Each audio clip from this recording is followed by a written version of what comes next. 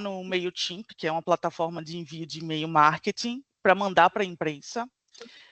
Em alguns casos, escrever press release, caso o cliente não tenha mandado, mas existe essa necessidade de escrever um texto para ser enviado para a imprensa, que é no caso, o cliente falou que uma semana antes sobre o lançamento do jogo ou de um upgrade dentro do jogo e não queria falar do dia que lançou.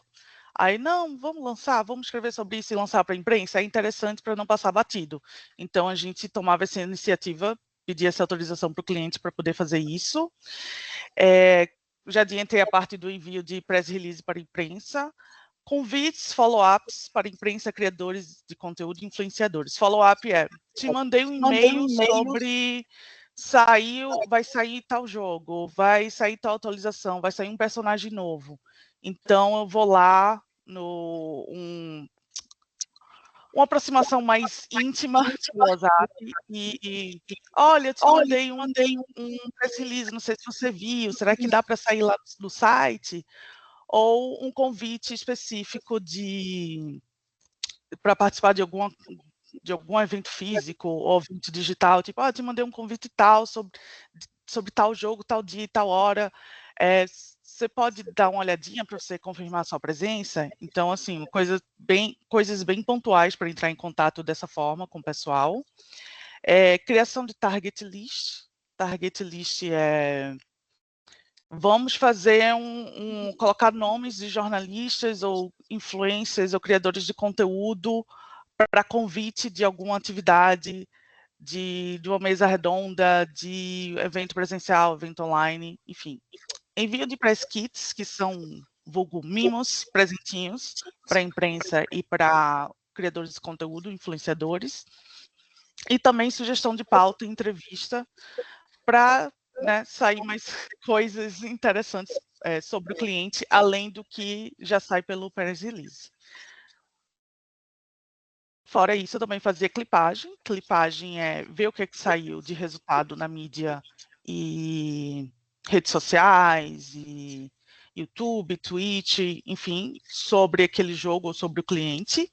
Relatórios também, que dependendo do cliente, era um relatório mensal, um relatório a cada press release enviado, então a gente tinha que fazer um qualitativo e quantitativo, quantas vezes saiu essa matéria, esse press release na imprensa, como foi visto pela imprensa ou pelos criadores de conteúdo. Brainstorming para atividades dentro do jogo, isso no caso era para a Band, com Destiny 2, então a Band pedia para a gente dar mais ideias, isso era globalmente com todas as agências, a gente enviava essas ideias para aprovação. Sendo aprovado ou não a nossa ideia, a gente poderia pegar a ideia das outras regiões e adaptar para a nossa realidade aqui no Brasil. Distribuição de códigos, que é aqui do jogo, o jogo em si, né? Ou um personagem, ou um pack, ou enfim.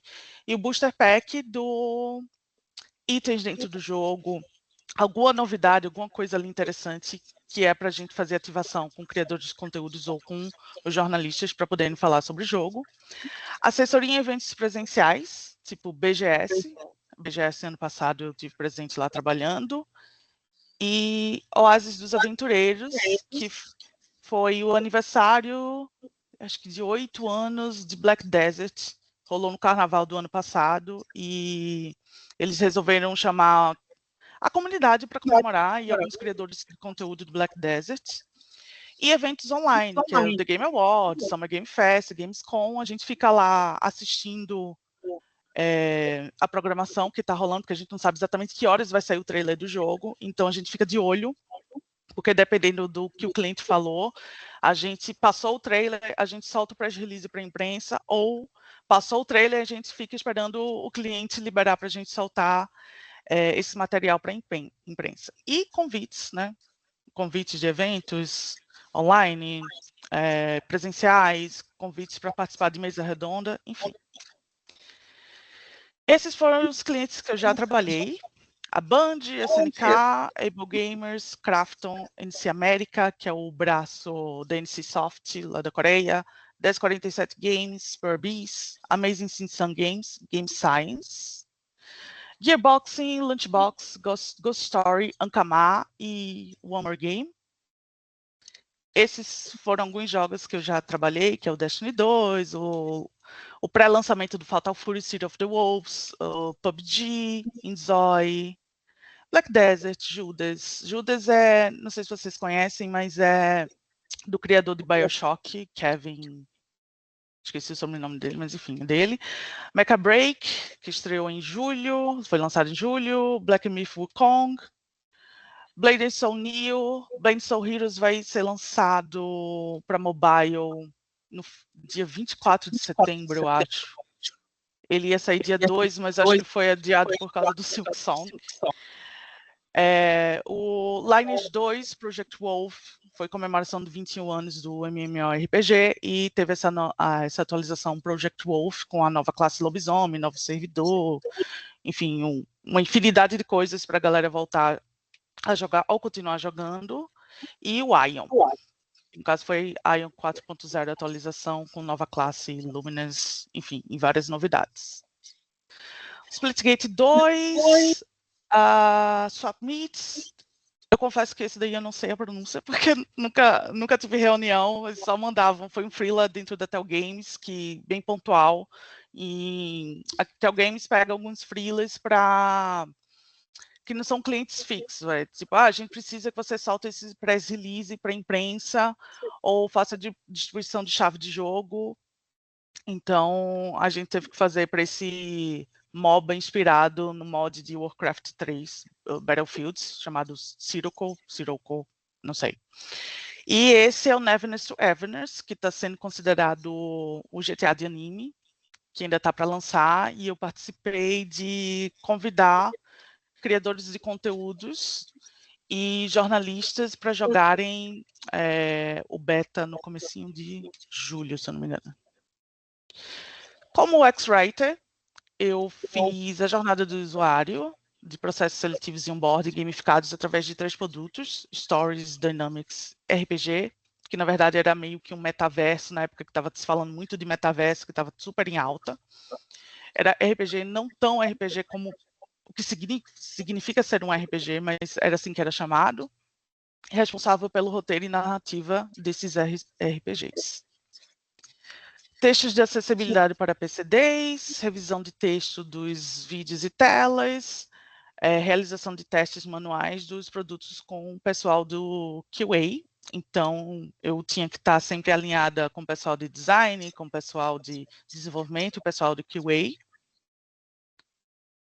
E alguns clientes que eu trabalhei nessa época como UX-Writer, isso foi na Push Start, Ambev, PepsiCo, Boticário, Santander, BRF, Grupo CRM, Silvamo, Suzano, Yel, Braskem, B2W. B2W é das Americanas. Então, por exemplo, foi bem interessante essa época, porque para o Grupo CRM, eles queriam, na verdade, um onboarding de boas-vindas para os novos funcionários, né, recém-contratados. Então, a gente teve que viajar 2 vezes para Extrema, Minas Gerais, que é onde fica a fábrica de chocolate deles, da Copenhague. Então, foi bem diferente essa época, trabalhando com eles como clientes. E eu vou apresentar o que era os stories. Stories era literalmente a ideia de ser story de Instagram, de você ficar passando a tela. Então, nesses processos seletivos, eles podiam ser feitos em desktop ou dispositivos móveis, né, tablet, celular. E tinha algumas instruções antes, como essa que eu deixei de exemplo de bateria cheia, tinha para verificar o som lá do desktop, enfim, de onde onde a pessoa estivesse fazendo o processo seletivo, conexão com a internet e tudo mais. Tinha alguns exemplos de botão, de como rolava algumas interações dentro desses stories. A gente fazia tudo isso no Figma, fazia o protótipo todo no Figma. E, no caso, como esse é da PepsiCo, a PepsiCo tem várias marcas, né, de alimentos, dentre elas a Lay's, então tive que falar sobre as principais marcas para ir apresentar a empresa para o pessoal que estava, eu não lembro se era de staff ou se era de trainee, mas para quem estava concorrendo a essa vaga, eles faziam lá da casa deles, então eles não precisavam ir até a empresa, porque isso foi na época da pandemia. e era um trabalho que a Push Start já fazia antes da pandemia, presencialmente. Ele ia lá na empresa e aplicava esses testes, mas eu não sei exatamente como era, porque eu não trabalhava lá na época. Tem esse outro exemplo de tela do PepsiCo no mundo, com bullet points, então, tipo, seriam os highlights usando os números assim, interessantes da PepsiCo que a gente tinha nessa época, né, que eles enviavam todo o material para a gente estudar e poder montar esse processo seletivo que fizesse sentido e tivesse toda uma narrativa, todo o processo de gamificação, tudo muito bem pensado para não ficar tão sacal de um processo seletivo tradicional. E tinha o Dynamics, que era literalmente era todo mundo junto, todos os candidatos juntos, para uma dinâmica de grupo, que ocorria geralmente no Zoom. Então, eles eram divididos em grupos de 4 a 6 pessoas, dependendo do número de candidatos que tivesse na chamada. A gente da Push Start ficava de presente e o pessoal, no caso aí, era da Ambev. Então, o pessoal também da avaliação da Ambev, eles ficavam pulando de grupo em grupo para poder avaliar os candidatos. Eram várias fases, digamos, vários turnos com vários dados, fictícios ou não, que a gente colocava lá na hora para poder eles montarem case. Então, eles iam respondendo essas perguntas para cada rodada, ia formando um pitch, para no final todo mundo se reunia na sala principal do Zoom para poder fazer a sua apresentação do pitch. Então, eles escolhiam se ia todo mundo falar ou se ia falar uma pessoa só, isso dependia muito também do cliente, como é que ele queria que essa apresentação fosse feita. E a gente também montava tudo isso lá no Figma e, novamente, a gente testava, tinha que ficar em contato com o pessoal com os UX designers, com os desenvolvedores, com o pessoal de QA, eu testava junto com eles para tirar dúvidas, ou então era sempre bom ter mais gente revisando para ver se não tem nada errado, nada bugado, para ver se vai rodar tudo direitinho na hora que esses candidatos forem fazer a avaliação deles. Aqui são alguns exemplos de posts de redes sociais e matérias fictícias, que eu tive que criar o texto e ir indicando através de comentários para os UX designers, para qual tipo de imagem que tinha que colocar e tal, enfim, rolava essa orientação, ou eles também poderiam sugerir alguma coisa desse tipo. E o RPG, no caso, isso era para Braskem, que não era exatamente um RPG, mas como estava naquela época do metaverso, era a ideia, você customizar seu personagem para ele ser o seu bonequinho, né, o seu personagem ali dentro do jogo. Aí tinha o mapa, a gente fez isso para Braskem, acho que e para Ambev, e eu tive que escrever o roteiro e desenvolver a narrativa. Então, eles tinham até liberdade de andar pelo mapa, mas as missões eram muito lineares. E tinha um avisozinho, você tem que falar com fulaninho de tal. Eu não lembro se dizia onde a pessoa estava, mas existia uma setinha ali mostrando para direcionar a pessoa, porque a gente pensava que nem todo mundo era de jogos, ou já tinha jogado na vida. Então, a gente tentava deixar o mais explicado possível, porque era um processo seletivo que a pessoa ia estar fazendo lá sozinha em casa, para que não tivesse dúvidas. Então, eles criavam esse personagem, entrava lá no universo, no caso da Braskem, ia conversando com NPCs que davam essa missão, alguns tinham as respostas de botão e alguns rolavam uns vídeos também, nos stories também tinha vídeos, que a gente deixava legendado, né, pensando em acessibilidade, e essas pessoas iam aprendendo mais sobre as empresas de uma forma que não seja só, eu vou ler o site, eu vou ler o PDF. Então, era um formato assim, mais interessante, mais dinâmico, para não ser aquela mesma coisa de sempre de processos seletivos. Eu também trabalhei com o ASO, o App Store Optimization, que consiste em montar, sabe aquela loja do Google Play ou da Apple? Então, eu tinha que pensar nas imagens, nas screenshots, no como seria o título e subtítulo do jogo, a descrição curta e longa, e fazer, mas antes de chegar nesse ponto de montar tudo isso, eu tinha que fazer um estudo de concorrentes diretos e indiretos, né, que é o famoso benchmark, que consiste em, se é um jogo infantil de 6 a 8 anos, eu vou procurar outros jogos infantis de 6 a 8 anos, aqui do Brasil ou lá fora, que estejam fazendo sucesso, estejam lá muito bem ranqueados na loja enfim, da Apple, do Google, para poder dar uma olhada como é que eles estão fazendo, que palavras-chave eles estão utilizando. Até adiantei já estudo de palavras-chave, porque tudo isso ajuda a ranquear.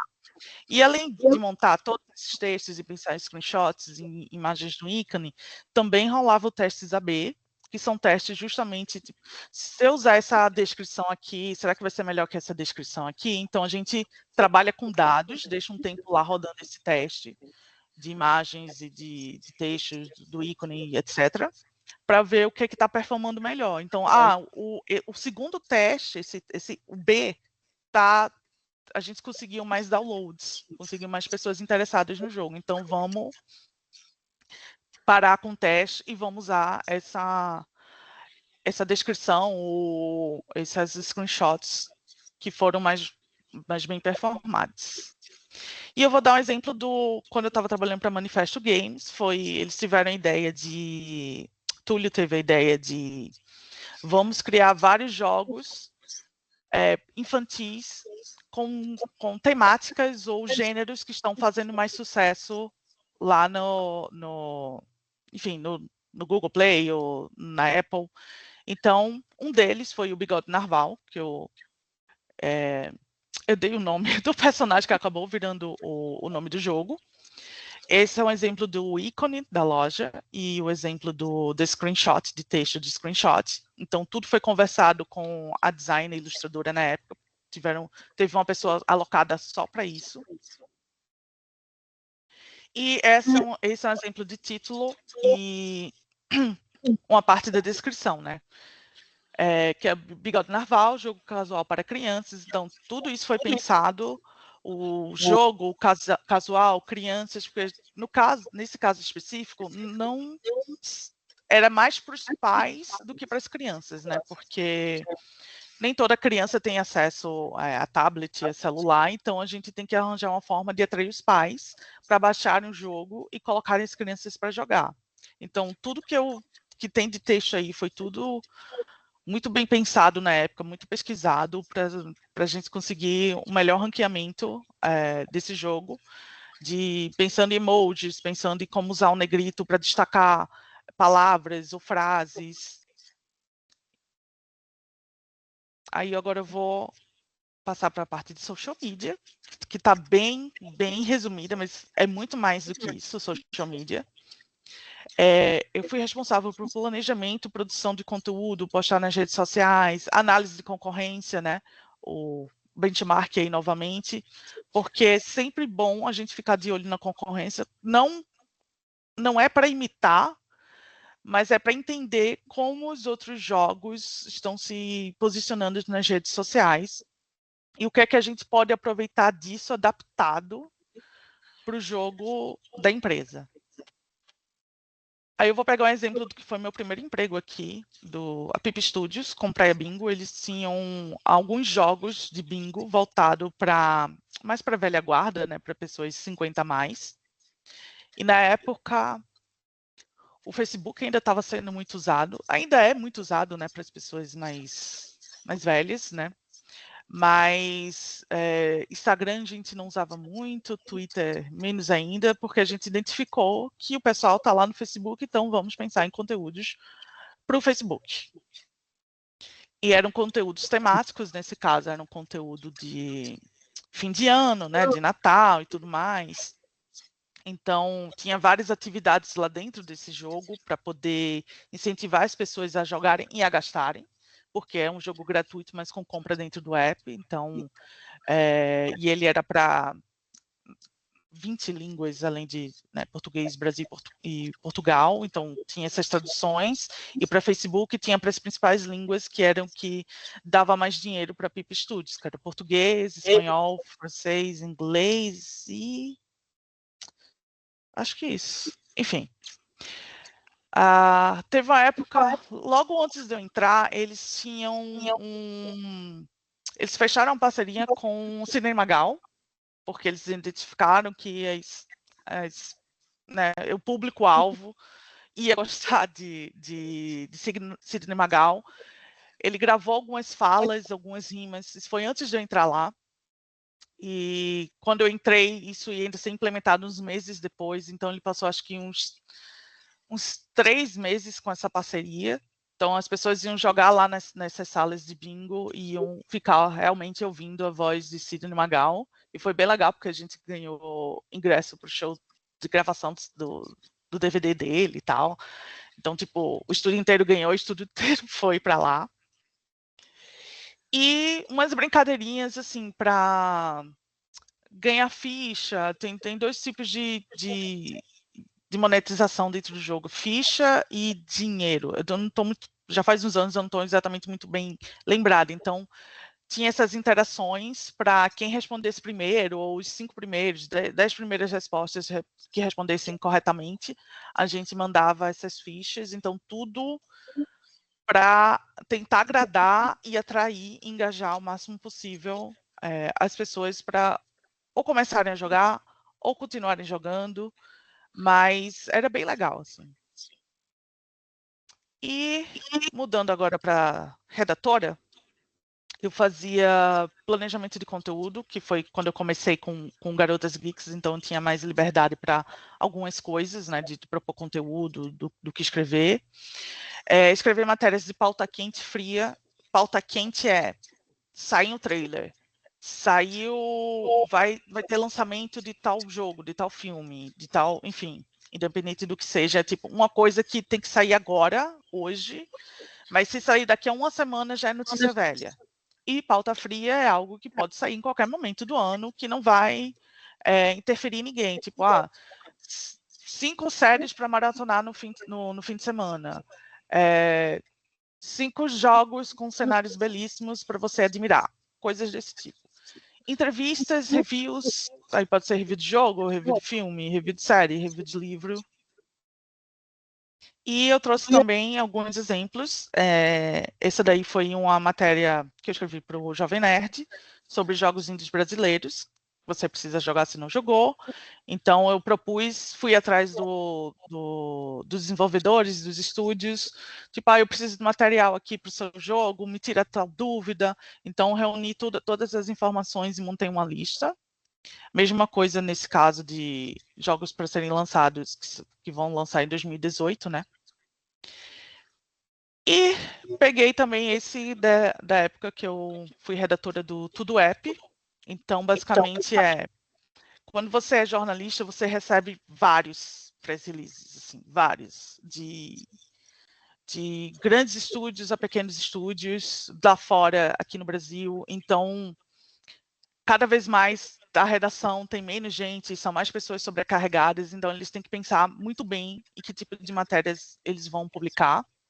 Então, nesse caso, eu não tinha tanta liberdade, eu publicava uma coisa tipo, isso possivelmente Guardians of the Galaxy vai dar mais views, porque na época era um jogo que estava sendo muito aguardado. Inclusive, coincidentemente, é um jogo que meu irmão trabalhou, então, mais um motivo de ter virado matéria. E logo que eu cheguei em São Paulo, pelo Garotas Geeks, eu fui convidada pelo assessor de imprensa da Bandai Namco, na época, para entrevistar Katsuhiro Harada, que é o diretor da franquia Tekken, e o game designer Michael Murray. Eu não lembro se teve para jogar a demo lá, não lembro, mas eles fizeram uma apresentaçãozinha lá do jogo do Tekken 7, que era o lançamento do Tekken 7 na época, e depois a gente pôde entrar nessa, tipo, eu não lembro exatamente como era o local, era um restaurante, alguma coisa assim, mas a gente teve que descer como se fosse um porãozinho para uma adega para poder entrevistar eles. Na época eu tirei foto, fiz vídeo e tudo mais. Então foi uma experiência bem legal para alguém que tinha acabado de sair de Recife e chegar em São Paulo e já ter uma experiência mais internacional nesse sentido. Então foi bem bacana. Eu já vou encerrando. Então, se alguém tiver alguma dúvida a respeito de alguma coisa que eu falei aqui, mas basicamente tudo que eu fiz todas essas áreas de comunicação e marketing que eu trabalhei, basicamente você também pode trabalhar nisso em um estúdio de jogos, pensando em estúdios indies, ou um desenvolvimento solo. Então, basicamente, se resume você precisa saber apresentar o seu jogo para o público, as pessoas precisam saber que o seu jogo existe para que as pessoas baixem o seu jogo, para as pessoas comprem os seus jogos, você ganhe dinheiro e tudo mais. Então, basicamente é isso, assim. Às vezes os estúdios não tinham pessoas exatamente fixas, porque social media é uma coisa, marketing digital é outra, e geralmente eu fazia as duas coisas, né, tipo, meio que um acúmulo de função ali, porque dependendo do orçamento do estúdio, é isso que dá para fazer, é assim que dá para divulgar o jogo. Mas foram experiências bem bacanas, assim, bem ampla, de jogo de bingo a trabalhar com, sei lá, Band e SNK em áreas diferentes. Então, foram e estão sendo experiências, ai meu Deus, foram experiências e estão sendo bem legais também. Aí acho que é isso. Se vocês quiserem, podem me adicionar no LinkedIn, como Rani Ferraz, se quiserem tirar alguma dúvida, alguma coisa. Eu tô meio corrido, porque eu sei que deu uma atrasada aí. Então, qualquer coisa, podem entrar em contato comigo, ou se quiserem tirar alguma dúvida agora, também estou à disposição. Vou palmas interromper aqui. Palmas aí, rapaziada.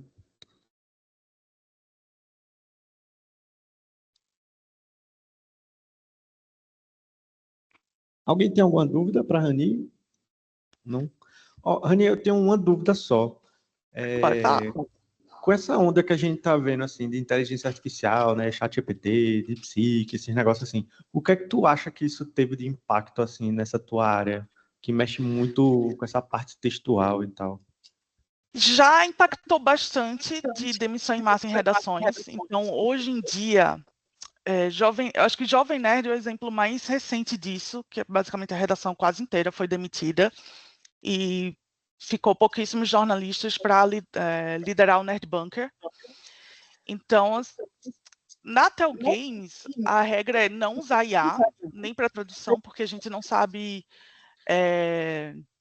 não se sabe como isso vai ser usado pela IA, pelas Big Techs. Então, são informações confidenciais de jogo que ainda vai sair e que são conversadas semanas ou meses antes de sair para a imprensa.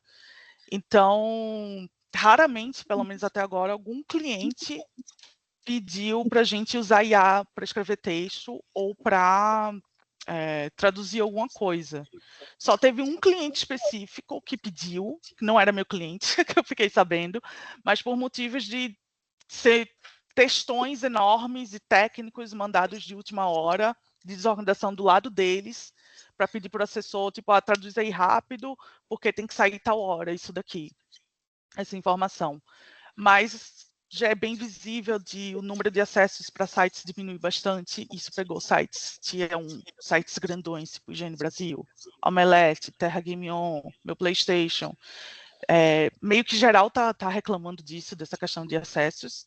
De uns anos para cá, realmente, alguns sites fecharam ou eles não têm mais a relevância que tinham antes por causa de IA e de... a área de comunicação é uma área que há muitos anos já está, como eu posso dizer, não defasada, mas assim, é muita gente para não tanta oportunidade quanto tem de gente. Então aí chegou a IA para dar uma balanceada nas coisas, assim, infelizmente. Tem o lado bom da IA, mas também tem um lado negativo. É uma tristeza, uma tristeza. Breno está perguntando aqui se tu poderia falar um pouco. Tu trabalhou com localização também de jogos, dublagem, essas coisas, Não tradução, com o né? Na verdade, jogo né? em si, não com o jogo em si.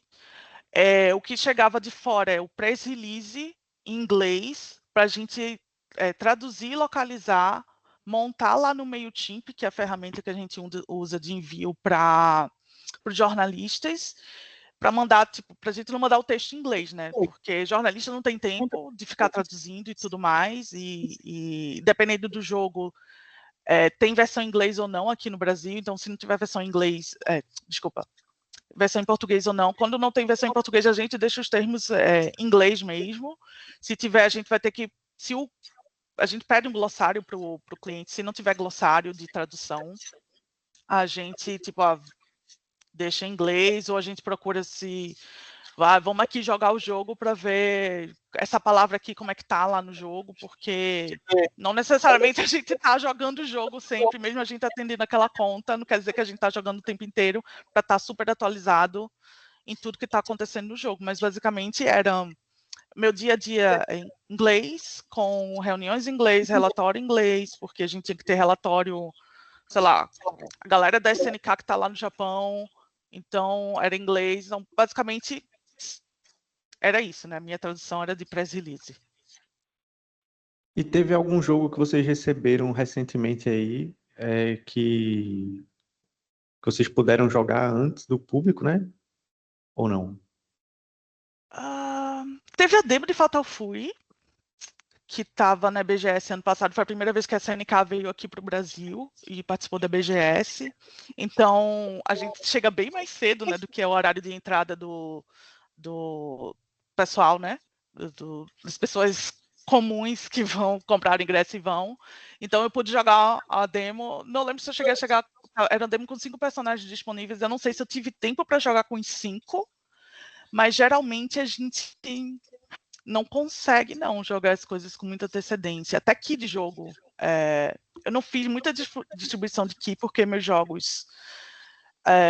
quando eu era assessora principal, porque tem também a parte que eu dou o apoio, né? Então tem um assessor principal e eu ajudo, porque está de férias, está de folga, enfim, o que seja. Mas... até na distribuição de que vai ter lançamento do jogo, então vou mandar, sei lá, com uma semana de descendência para a imprensa, para criadores de conteúdos, para eles jogarem, de acordo com o NDA, que você não pode revelar, não pode mostrar a jogabilidade até o dia do lançamento, você pode avisar que você ganhou, mas você não pode, depende, né, varia de cliente para cliente, mas normalmente nem a gente pega essa aqui antes para poder jogar, a gente só... depende do número de keys que mandaram, o número do target list de jornalistas e criadores de conteúdos, influenciadores que vão ganhar. Então, às vezes, dependendo, não sobra nem processor. Mas às vezes sobra e a gente, né, pega e joga. Mas não com muita antecedência. E só para finalizar aqui, tu pode falar um pouquinho do teu trabalho lá com aquele NTE? O Neverness to Everness? Porque ainda não lançou, né? Aí... ele não lançou. Ele teve o beta fechado. Ele tinha tido um beta ano passado, mas ele virou cliente da Tel Games esse ano, então não sei como é que isso ocorreu, mas para esse ano eu tive que ir atrás de fazer uma pesquisa de criadores de conteúdo no YouTube. Tipo, quem joga jogos nesses... porque ele é tipo um Genshin, né? Entre outros, enfim, do mesmo gênero. Então, tive que fazer essa pesquisa. Quem já falou sobre Neverness to Everness ano passado, porque eu vou poder convidar para o beta fechado.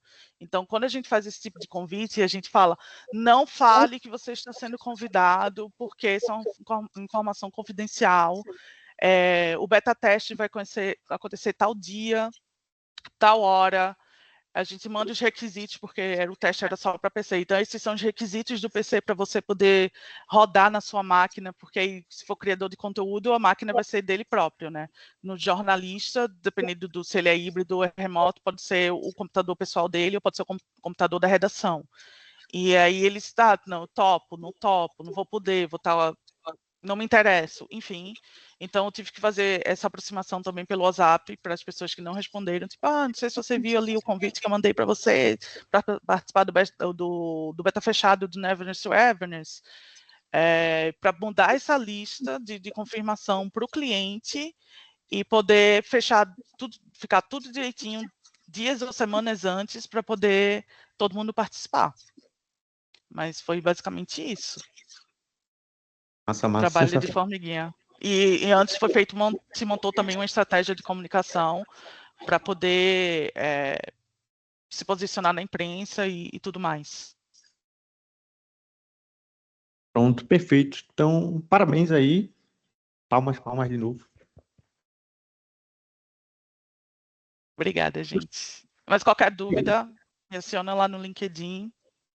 Curiosidades, dúvidas, enfim. É Sim, nóis. sim. Vamos conversando, vamos conversando. Valeu, obrigado. Até mais, Valeu. Jani. Tchau, gente.